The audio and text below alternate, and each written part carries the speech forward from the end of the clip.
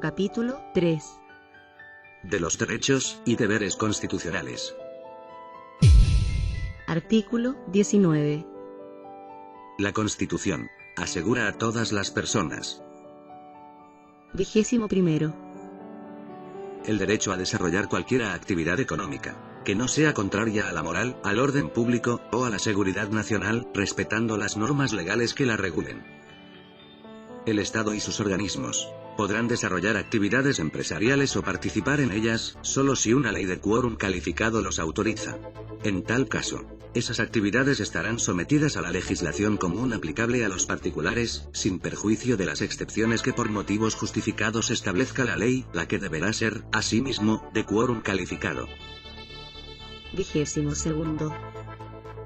La no discriminación arbitraria en el trato que deben dar el Estado y sus organismos en materia económica. Solo en virtud de una ley, y siempre que no signifique tal discriminación, se podrán autorizar determinados beneficios directos o indirectos en favor de algún sector, actividad o zona geográfica, o establecer gravámenes especiales que afecten a uno u otras. En el caso de las franquicias o beneficios indirectos, la estimación del costo de estos deberá incluirse anualmente en la ley de presupuestos. 23. La libertad para adquirir el dominio de toda clase de bienes, excepto aquellos que la naturaleza ha hecho comunes a todos los hombres, o que deban pertenecer a la nación toda, y la ley lo declare así. Lo anterior es sin perjuicio de lo prescrito en otros preceptos de esta Constitución. Una ley de quórum calificado, y cuando así lo exija el interés nacional, puede establecer limitaciones o requisitos para la adquisición del dominio de algunos bienes. 24. El derecho de propiedad en sus diversas especies, sobre toda clase de bienes corporales o incorporales. Solo la ley puede establecer el modo de adquirir la propiedad, de usar, gozar y disponer de ella y las limitaciones y obligaciones que deriven de su función social. Esta comprende cuanto exijan los intereses generales de la nación, la seguridad nacional, la utilidad y la salubridad públicas, y la conservación del patrimonio ambiental. Nadie puede en caso alguno ser privado de su propiedad, del bien sobre que recae, o de algunos de los atributos o facultades esenciales del dominio, sino en virtud de ley general o especial, que autorice la expropiación por causa de utilidad pública o de interés nacional, calificada por el legislador.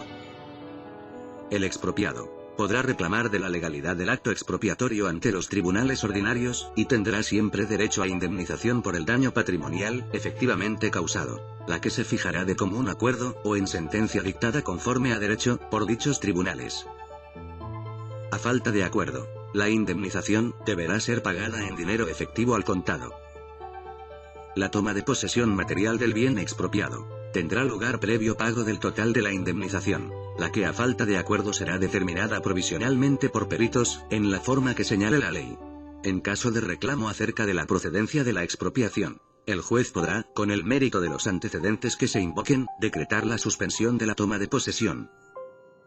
El Estado tiene el dominio absoluto, exclusivo, inalienable e imprescriptible de todas las minas, comprendiéndose en estas, las cobaleras, las arenas metalíferas, los salares, los depósitos de carbón e hidrocarburos, y las demás sustancias fósiles, con excepción de las arcillas superficiales, no obstante la propiedad de las personas naturales o jurídicas, sobre los terrenos en cuyas entrañas estuvieren situadas. Los predios superficiales estarán sujetos a las obligaciones y limitaciones que la ley señale, para facilitar la exploración, la explotación, y el beneficio de dichas minas.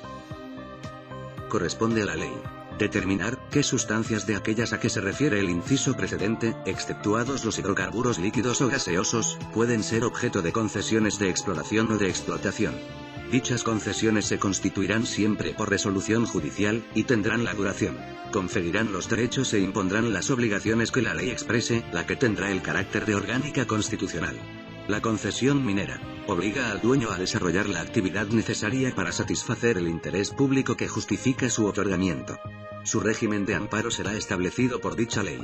Tenderá directa o indirectamente a obtener el cumplimiento de esa obligación, y contemplará causales de caducidad para el caso de incumplimiento o de simple extinción del dominio sobre la concesión. En todo caso, dichas causales y sus efectos deben estar establecidos al momento de otorgarse la concesión. Será de competencia exclusiva de los tribunales ordinarios de justicia. Declarar la extinción de tales concesiones.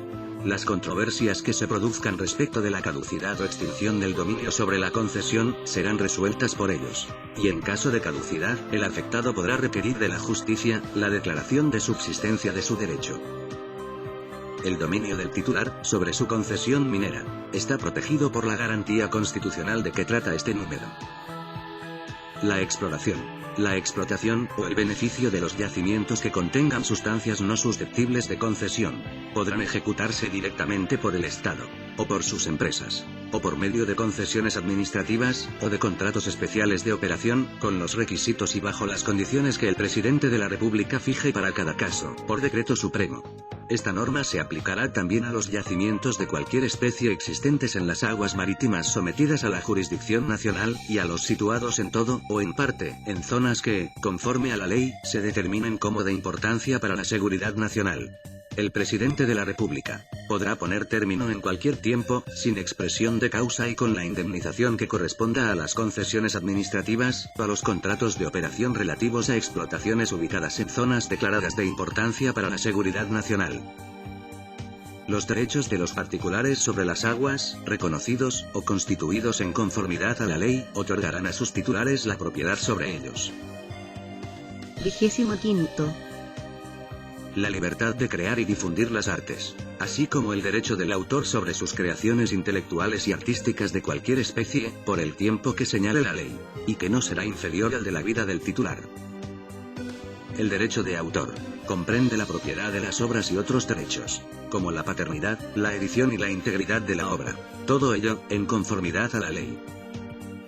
Se garantiza también la propiedad industrial sobre las patentes de invención, marcas comerciales, modelos, procesos tecnológicos, u otras creaciones análogas, por el tiempo que establezca la ley. Será aplicable a la propiedad de las creaciones intelectuales y artísticas, y a la propiedad industrial, lo prescrito en los incisos 2, 3, 4 y 5 del número anterior, y 26.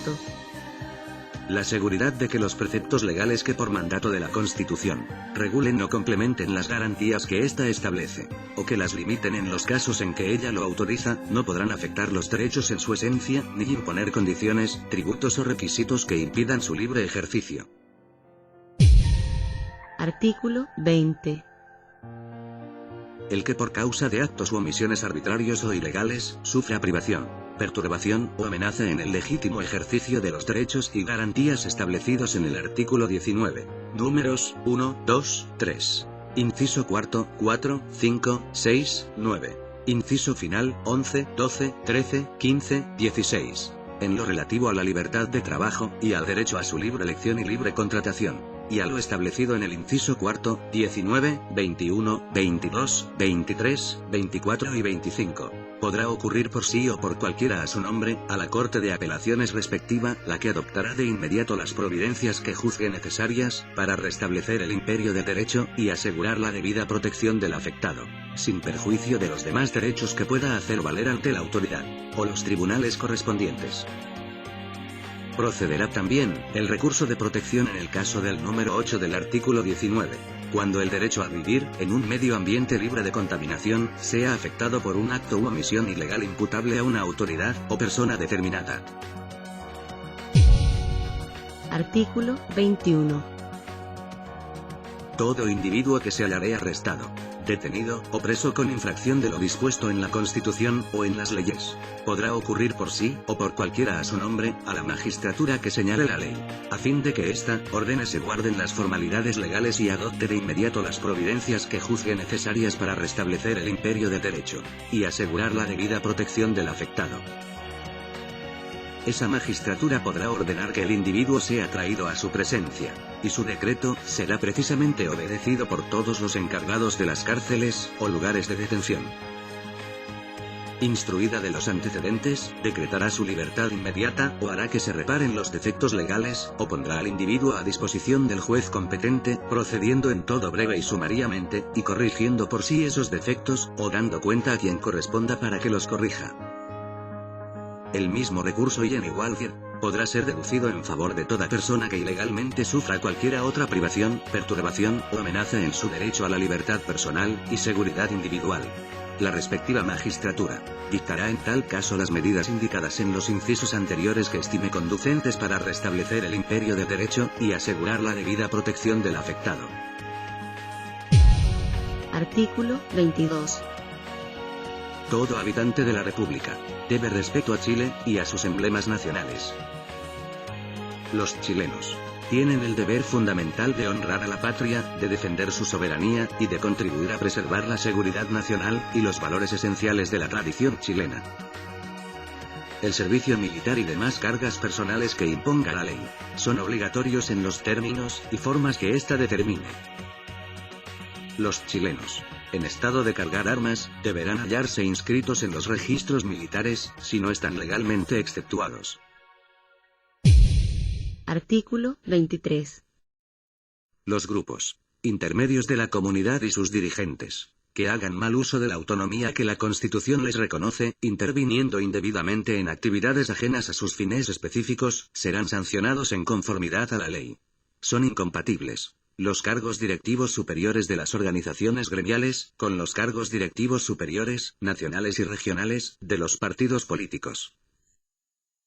La ley establecerá las sanciones que corresponda aplicar a los dirigentes gremiales que intervengan en actividades político-partidistas, y a los dirigentes de los partidos políticos que interfieran en el funcionamiento de las organizaciones gremiales y demás grupos intermedios, que la propia ley señale.